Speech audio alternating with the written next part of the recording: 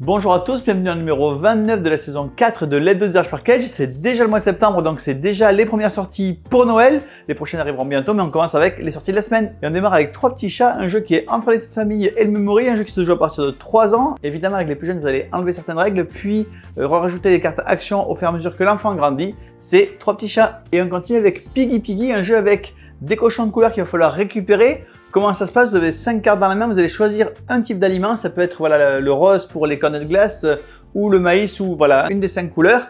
Celui qui en a joué le plus dans le tour gagne le cochon ou va voler le cochon aux adversaires. Il y a également des cartes chèvres qui vont permettre de perturber la partie adverse. Le premier qui a 8 points, donc il y a eu 8 cochons pendant un tour, gagne la partie, c'est Piggy Piggy. Et on continue avec Kabanga. Kabanga, c'est un jeu qui a fait fureur à SN l'année dernière. C'est le jeu d'ambiance de SN. C'est un jeu extrêmement simple dans lequel à chaque tour vous allez jouer une carte qui va venir agrandir ou rétrécir un intervalle de couleurs. Par exemple, si vous avez déjà le 6 et le 10 orange et que vous jouez le 8 orange, eh bien vous allez pouvoir avoir un intervalle qui se réduit de 6 à 8. Mais si vous avez que le 14, eh bien vous allez agrandir l'intervalle.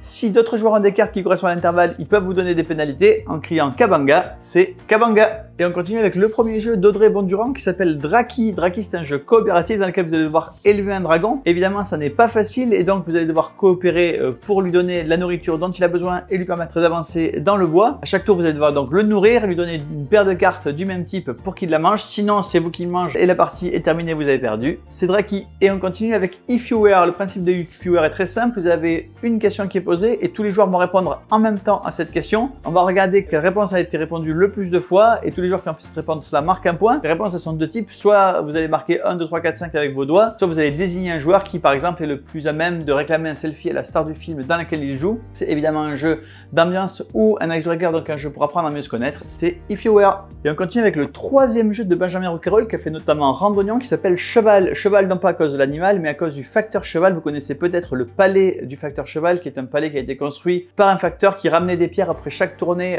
pour construire un palais fantastique. Le principe du jeu est également basé sur ce principe-là, c'est-à-dire que vous allez avoir une tournée à faire. Au cours de cette tournée, vous allez pouvoir récupérer des pièces, puis avec les pièces, vous allez construire un palais qui correspond aux objectifs communs. Attention, il faut que votre palais tienne droit puisque à la fin de la partie, on va taper un coup sur la table et si votre palais s'écroule, c'est qu'il n'était pas assez bien construit et il compte pas, c'est cheval. Et on continue avec Runmasters. Runmasters, c'est un jeu de tower defense coopératif, c'est-à-dire qu'à chaque fois vous allez avoir des hordes d'ennemis, des cartes qui vont venir s'approcher du temple au fur et à mesure de la partie. À vous les joueurs de défendre le temple contre ces hordes d'ennemis. Comment vous faites? Vous avez 4 dés que vous allez lancer et que vous allez combiner pour repousser les ennemis, en tuer certains, vous déplacer et ainsi de suite. Un tower defense coopératif, c'est Runmasters. Et on continue avec une des références du jeu vidéo des années 90, surtout si vous êtes fan de jeux de société, c'est Heroes of Might and Magic 3. C'est un jeu vidéo qui se joue au tour par tour, donc le plus proche possible des jeux de société. Et d'ailleurs, voilà que Arkane Studio l'adapte maintenant en jeu de société. Il l'adapte pour 1 à 3 joueurs avec différents scénarios. Vous avez des scénarios que vous allez pouvoir jouer en solo, des scénarios que vous allez pouvoir jouer en coop et des scénarios que vous allez pouvoir jouer en compétition. Donc vous pouvez jouer tout seul, vous pouvez jouer en coop ou en compète. Dans le jeu, les cartes que vous allez explorer sont représentées par des tuiles. Vous allez avoir plein de figurines qui vont représenter les différentes unités du jeu. Énormément d'extensions sont déjà attendues puisqu'on les a déjà vues à SN. Elles arriveront au fur et à mesure si le jeu fonctionne. C'est Heroes of Might and Magic 3. Et on continue avec une deuxième édition, c'est celle de Millions of Dollars. C'est un jeu à rôle caché où chaque joueur va choisir son rôle à chaque tour. Le principe est très simple, vous allez faire un casse et vous allez vous partager un butin. En fonction des différents rôles qui peuvent être utilisés, vous allez prendre plus ou moins par butin, vous allez pouvoir éliminer d'autres joueurs. Et si 2 joueurs ont mis le même rôle, eh bien ils sont éliminés également. Donc voilà, à vous de bien sélectionner ce que vous avez mis et d'arriver à bluffer vos adversaires. C'est Millions of Dollars volume 2. Et on continue avec Kings of Tokyo Origin. Kings of Tokyo, c'est un jeu qui a un succès phénoménal. Il y a déjà plus d'1 million de boîtes vendues. Il a été nommé pour l'As d'Or en 2012 et il arrive maintenant dans une version simplifié de 1 à 4 joueurs, plus simple, plus accessible avec 4 nouveaux monstres, avec des cartes qui n'existaient pas précédemment, qui ont été échangées avec des cartes précédentes, donc il y a 25% de nouvelles cartes dans la boîte. Si vous connaissez déjà King of Tokyo, il n'y a pas de nouvelles règles, mais ça vous permet de jouer avec des gens qui sont moins habitués à jouer. Et si vous ne connaissez pas, c'est l'excellente occasion de s'y mettre, c'est King of Tokyo Origins. On parlait de millions de boîtes vendues, et bien voilà le dernier Unlock qui sort. Unlock, c'est des millions et des millions de boîtes. Il y a 13 boîtes dans la collection de base, plus des collections Short Adventures, plus des livres, plus des scénarios spéciaux.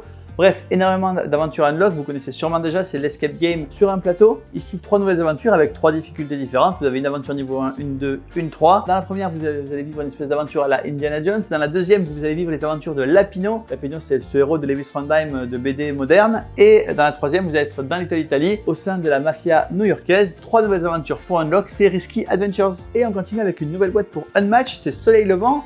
2 nouveaux héros, donc vous pouvez jouer avec la boîte à 2 joueurs, chacun prend un des héros, mais tout l'intérêt d'Unmatch, c'est évidemment que vous allez pouvoir combiner les différentes boîtes d'Unmatch pour faire affronter des héros d'univers totalement différents. Ici, Soleil Levant, ce sont 2 héros japonais légendaires du Japon médiéval, c'est Unmatch Soleil Levant. Et on continue avec une extension pour Projet Gaia. Projet Gaia, c'est un jeu qui est dans le top des jeux sur BGG totalement. C'est le 12e meilleur jeu de tous les temps d'après le classement BGG, 8e meilleur jeu de stratégie. Ici, une nouvelle extension sort avec 4 nouvelles factions, 2 nouvelles planètes, des nouvelles actions, des nouvelles technologies, énormément de nouvelles choses évidemment qui vont venir compléter vos parties de Projet Gaia. C'est la flotte perdue. Et bien voilà, le numéro 29 de la saison 4 de l'Hebdo des Dirge Package est terminé. J'espère qu'il vous a plu.